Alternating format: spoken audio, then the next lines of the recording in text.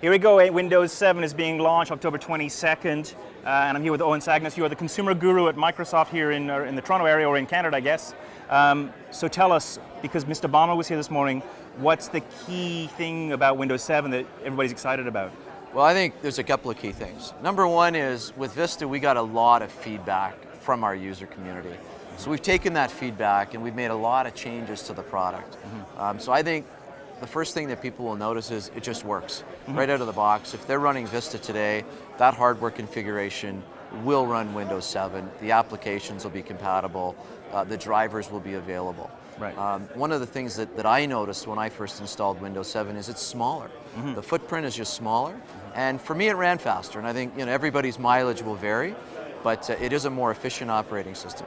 I think another thing that people will notice is the user interface is easier to navigate. Yeah, I've certainly had that experience myself. A lot less clicks, a lot easier to get access to your information, that sort of thing. Absolutely, and there's another neat feature, which is there's transparency. So when you've got a lot of things open on the desktop, you can kind of see what's behind them. Right. The taskbar is a lot simpler to pick out the various applications that you're running. So a lot of ease of use features and things that just make it a lot simpler to access your applications and your data or whatever else it is that you're doing on the system. Well, it's good to hear you acknowledge, the Vista had its issues, and there was a lot of, obviously, feedback, a lot of angry feedback in some particular cases. And my experience of Windows 7, really, it's Vista improved with a whole bunch, a new layer of stuff on top of it. Would that be fair enough, or is the code base largely Vista improved, or is it a lot of new code? Actually, it's the code base in a way is Vista, only smaller.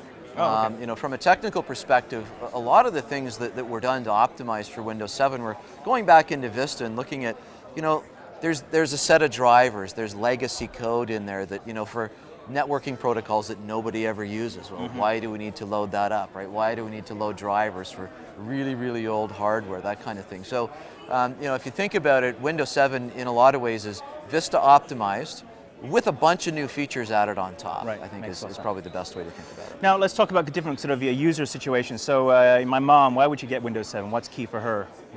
Well, when I talk to my mom, Yeah. what I tell my mom is, Mom, this will extend the life of your PC. Yeah. Because of the smaller footprint and just the better performance. Yeah. It's just easier to use. Right. Better support for pictures, for other video formats, other media formats. Another one, though, which is really, I think, interesting for consumers, is something called home group.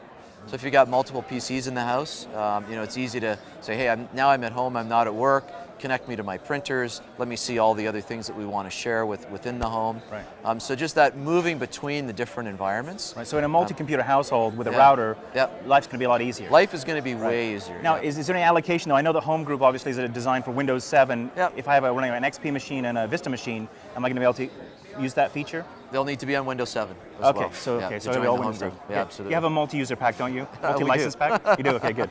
All right. And then, Steve Ballmer this morning was talking here in Toronto. It was a very large message towards business. What the business can expect? I think, as Steve said, one of the things that businesses are looking for is, how do I get the software deployed? How do I manage it? How do I make sure it's reliable and predictable? Right. And I think that's one of the key things for 7 is it's easy to deploy. You don't need to upgrade the hardware if you're already running Vista. There's the management tools are already there. One of the big things when I was in IT was driver support. Right? Are you supporting the footprint that I have? Well, yeah, because it's in a large way based on Vista. The drivers, the hardware that people need, it's already there. Right. I was talking to somebody this morning who said they took a Vista driver, plugged it into Windows 7, it worked perfectly. Fine. So, if I'm an IT person, extending the life of the hardware, making things run faster, making it stable, and above all, really easy to manage and very compatible with the existing environment. Very good, cool. And then a whole bunch of new hardware, even though you don't need new hardware from what it sounds like. And we'll have a look at that in a minute. So there you go. So easy use, easy to install, not easy to install, but all the hardware compatible. Yeah, the compatibility and the manageability, I think, are key. And to your point about the hardware manufacturers, I think, are using Windows 7 as an inflection point to really introduce some exciting new hardware. Yeah. When you think about the retail experience.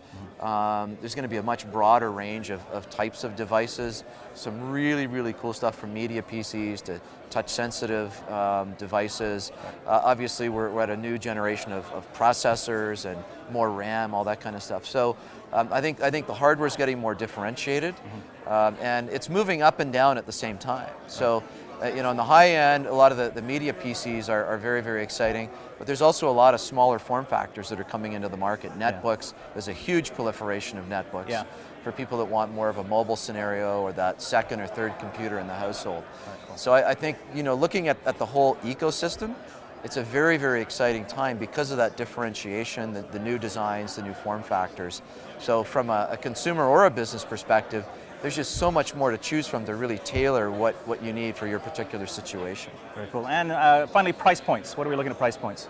Prices, you know, kind of looking in North America, prices will range anywhere from $100 to $200. Right. And you know, corporate customers may have bigger discounts. You know, there'll be specials on at retail, that sort of thing. But people should think in the $100 to $200 range for an upgrade SKU. Very cool. Thank you so much, Owen. Okay, thank you. All right, Windows 7 launch here in Toronto, and find out more about everything Windows 7 on butterscotch.com.